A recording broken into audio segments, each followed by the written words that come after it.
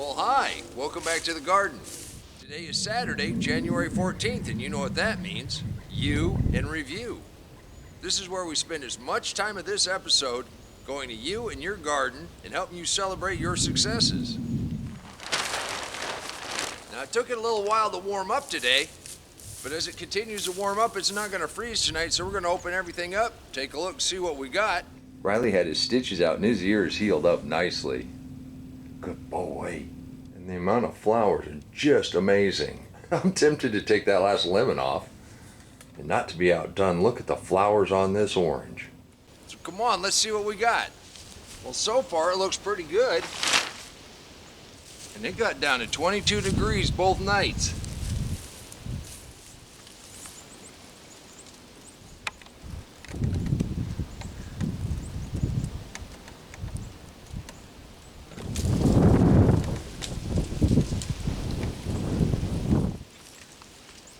Quick word on saffron and why it's so expensive.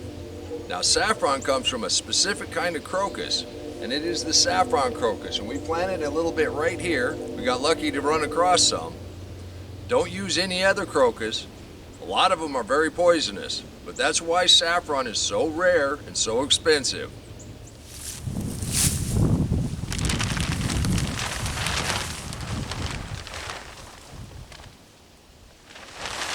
That looks pretty good for 22-degree weather.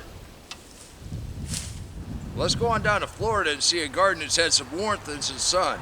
Not only does Bruce have a bunch of stuff started, everything that he planted a couple weeks ago is thriving. All it takes is a little warm weather.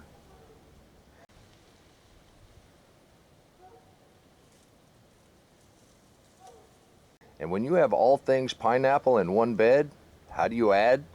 You just take the top off a pineapple and put it in a bucket. That is awesome, Bruce.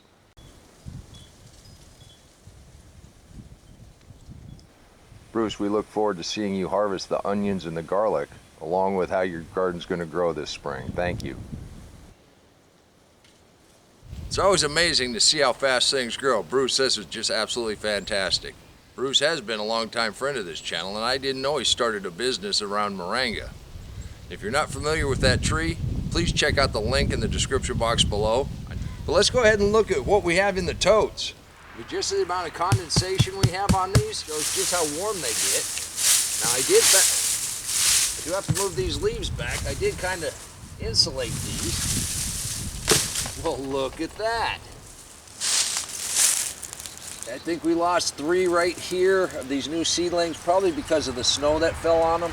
But we do have a couple more that germinated over the last couple days. We'll see what we get there.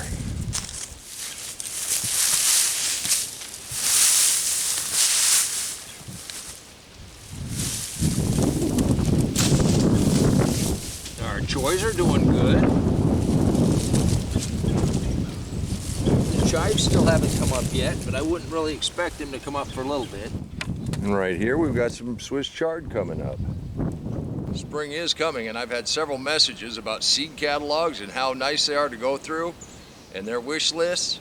Well, let's go on down to Texas and look at Valerie's garden. She's already got some new seeds and some seedlings up. Valerie, I can't believe you have tomatoes up already. Those seedlings are awesome. And that garden plan, is that raised bed the centerpiece? It's already filled with dirt. You've had Rob busy.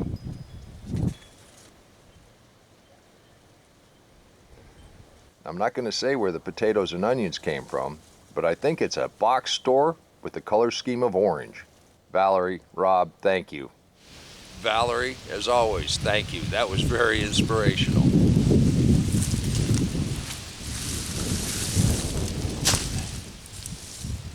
Yep, I believe that's our buckwheat right here.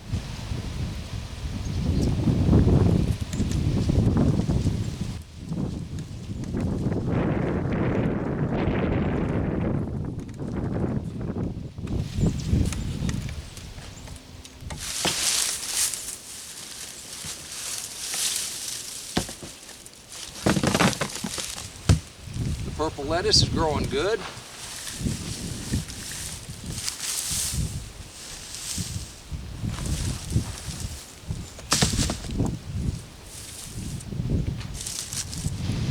has anybody ever said you can't have enough beets? Mike and Linda are in zone 8B. They had a pretty tough time of the frost. They lost quite a little bit, but they're bouncing back and they're mulching a lot. They're going to be ready for spring. Let's go take a look. Even though Mike and Linda lost some stuff to the frost, your garden looks like it's going to be full of fertility and ready to plant. And what survived is awesome. Thank you. Your garden's absolutely incredible, and we look forward to seeing how it produces this year. And thanks for sending the shots of the cows. Those are incredible. Please leave a comment down below and let everybody know just how much you appreciate them sharing what's going on in their gardens. And I invite you to be one of those people. All you have to do is email me at waylandsmalley5@gmail.com. The address is in the description box below. I know all other gardeners would love to see what you're doing in your garden. After all, this is where we get motivation. This is where we get ideas. This is where we keep our inspiration. See if our carrots made it through. Oh yeah. We got one little problem. I planted way too many seeds for that small area. But then again, I always plant too many seeds. Part of it's a strategy. Since we're not using any pesticides, I know we're going to have some loss to critters. And the other thing, before I started this deep mulch, it was a 50-50 shot whether something was going to germinate or not. Now almost everything germinates. That's one of the benefits of the deep mulch. And who knew everything was going to germinate in below zero temperatures? We're getting the first true leaves on our daikons. Nothing like fresh arugula and lettuce in the middle of winter. You can do this too. So one of two things are going to happen. It's going to continue to warm up over tonight, and then tomorrow I'll be working on this, or we'll wake up to snow. It's winter, 50-50 shot, but the forecast says it's going to warm up.